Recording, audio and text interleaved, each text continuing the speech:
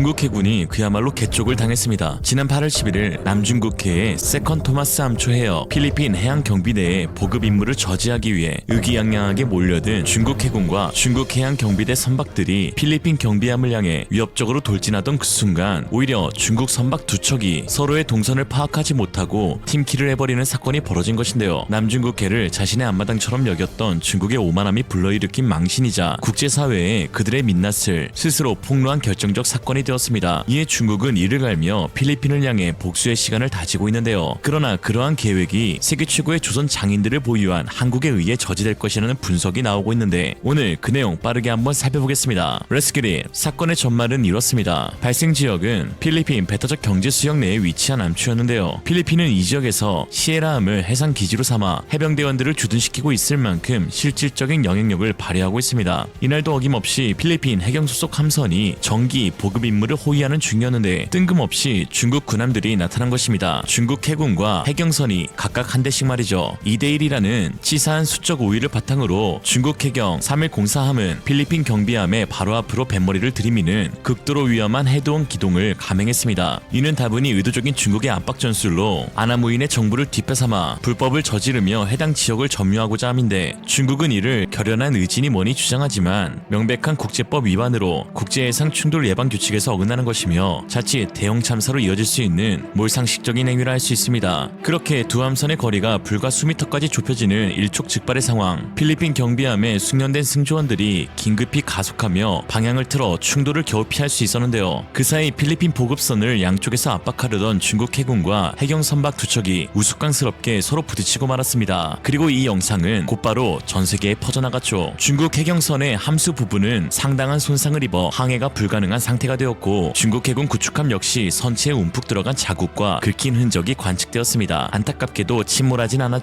전문가들은 이번 사고가 단순한 우연이 아닌 중국 해군 시스템 전체가 심각한 붕괴 직전에 있음을 알 수 있는 명백한 징후라고 했는데요. 야간도 아닌 주간에 기상도 나쁘지 않은 상황에서 수천 톤급 선박 두 척이 서로의 항해길을 보지 못했다는 것은 승조원들의 기본적인 유감 감시 임무를 방기한 것이라고 할 수 있고 또 레이더, 선박 자동 식별 장치 등 최첨단 감시 자산이 무용지물이었으며 함교 내에서 정보를 공유하고 상호 보완하는 함교 자원관리 시스템도 완전히 먹통이었음을 의미하죠. 또한 경직된 지휘 통제 체계의 한계를 여과없이 보여주는데 서방 해군이 현장 지휘관의 자율성을 보장하는 임무용 지휘를 발전시킨 반면 중국의 중앙 집권적이고 경직된 지휘 체계는 현장 요원들이 충돌 위험을 인지했더라도 상부의 구체적인 지시 없이는 즉각적이고 독자적인 회피 기동을 할 수 없게 만들었습니다. 승조원들의 안전보다 수은의 눈이 멀어 공격적인 임무 달성이라는 명분을 앞세우는 비현실적인 교리가 결국 팀킬을 하게 만든 것이죠. 또한 숙련된 승무원들과 사령관의 수가 극도로 저조하다는 것도 알 수 있는데요. 지난 10년간 중국은 이지스 구축함을 찍어내듯 건조하며 양적 팽창에 몰두했지만 정작 함선을 운용하고 복잡한 해상 상황에서 올바른 판단을 내릴 숙련된 승조원을 양성하는 데는 성공하지 못했습니다. 이처럼 양보다 질이 우선이라는 것이 이번 필리핀 해군과 중국 해군의 비교를 통해서 알 수 있었죠. 중국이 자멸의 수렁에 빠지는 동안 필리핀은 조용하지만 강력한 반격을 준비해왔는데요. 놀랍게도 그 중심에는 바로 대한민국 방위산업 K방산이 있었습니다. 필리핀은 군 현대화 사업의 핵심 파트너로 한국을 선택했고 이는 남중국해의 전략적 균형을 바꾸는 신의 한 수가 되고 있죠. 특히 해군 쪽은 사실상 한국 이중대라고 불려도 무방할 만큼 깊은 관계를 맺고 있는데요. HD 현대중공업이 건조한 2600톤급 호세리젤급 호위함 두 척은 이미 실전 배치되어 필리핀 해군의 주력함으로 운용 중에 있습니다. 최근 미국과의 연합훈련에서 함대함 미사일 발사에 5발 연속 100% 성공하는 등 핵심 전력으로 맹활약하고 있죠. 또한 필리핀은 추가로 3200톤급 최신 초기함 두 척, 미겔 말바르급과 2400톤급 원해 경비함 6척을 추가로 발주한 상태인데요. 상황이 이렇게 되자 중국은 초조함을 감추지 못하고 있는데 중국 관영 매체와 전문가들은 한국과 필리핀의 방산 협력을 두고 의도적인 폄하 공작에 나서고 있습니다. 과연 군사 전문가가 맞는지 의심스러울 정도로 왜곡된 정보로 한국과 필리핀을 비판하고 있었는데요.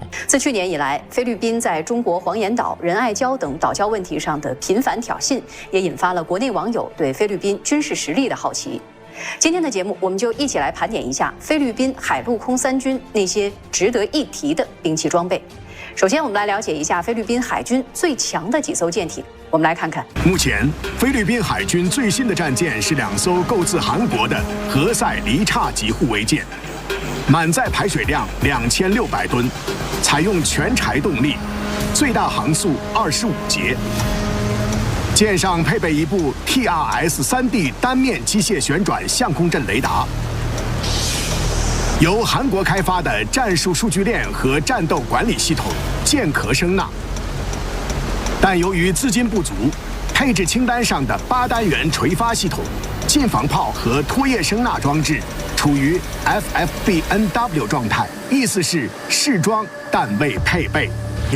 该级舰的主要武器是一门76毫米奥托梅莱拉舰炮，一门30毫米大毒蛇2遥控机关炮，2座3连装324毫米轻型鱼雷发射管和4具海星亚音速反舰导弹发射器，以及一架 AW109 轻型直升机。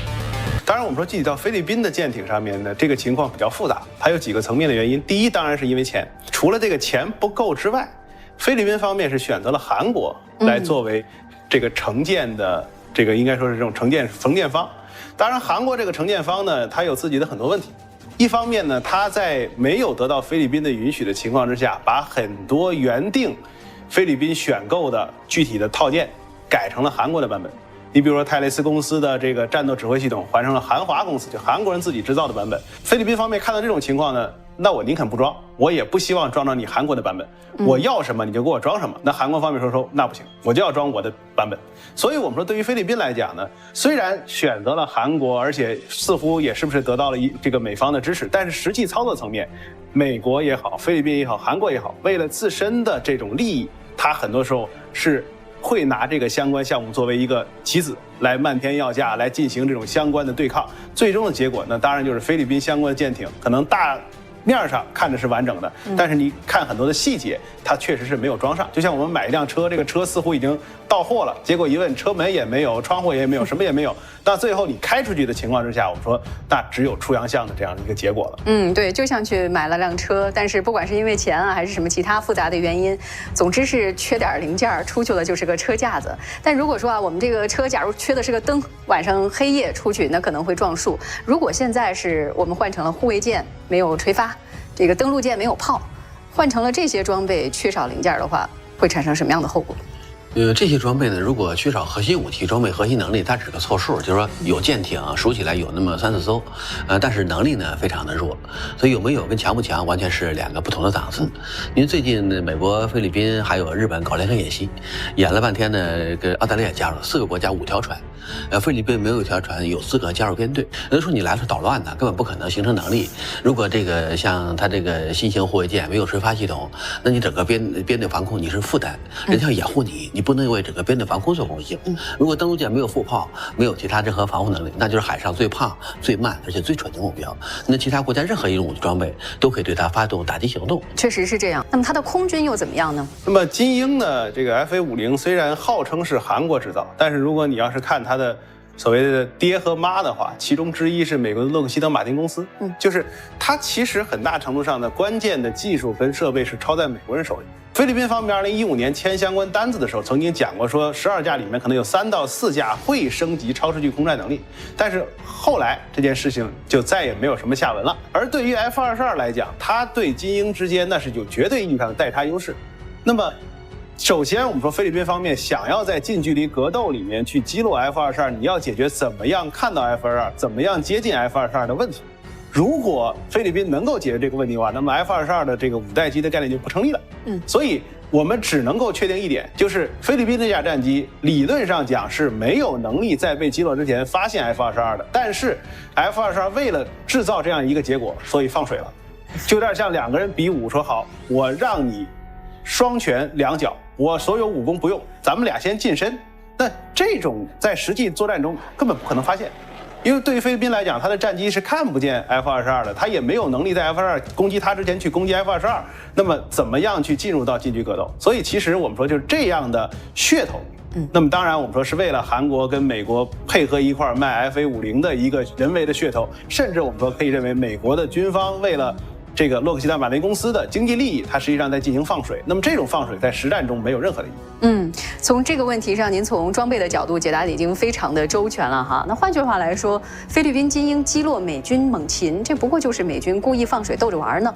뭐 이렇게 보니까 전문가긴 하네요. 허수리 전문가. 이 같은 주장은 명백한 사실 왜곡이자 여론전이었는데요. 호세 리잘급의 전투체계 변경은 원 계약사인 탈레스가 필리핀의 기한 요구를 맞추지 못해 필리핀 국방부의 승인하에 합법적으로 이루어진 사안이며 함정의 성공적인 운용이 또 이를 증명하고 있습니다. 또한 FA-50의 F-22 가상 격추는 스텔스 능력을 배제한 근접 기동전 훈련 상황에서 나온 결과로 전투기의 뛰어난 기동성과 조종사의 기량을 입증하는 긍정적 지표인 것이죠. 그러나 중국은 의도적으로 맥락을 제거하고 사실을 왜곡하며 한국 방산의 신뢰도를 깎아내리고 한국과 필리핀 사이를 이간질하려는 속셈을 노골적으로 드러내고 있습니다. 왜 이렇게 티나게 공격하고 있을까요? 바로 필리핀이 발주한 한국산 무기들에 대해 진심으로 두려워하고 있는 중국이기 때문입니다. 왜냐하면 필리핀은 다른 국가와 달리 한국에 전형적인 오버스펙 함정들을 요구하고 있기 때문이죠. 2025년부터 순차적으로 인도될 미겔 말바르급 초기함은 체급의 한계를 파괴한 괴물 군함입니다. 일반적인 경량 호위함의 무장 수준을 뛰어넘어 구축함의 상징과도 같은 수직 발사 체계를 무려 16셀 탑재하고 있으며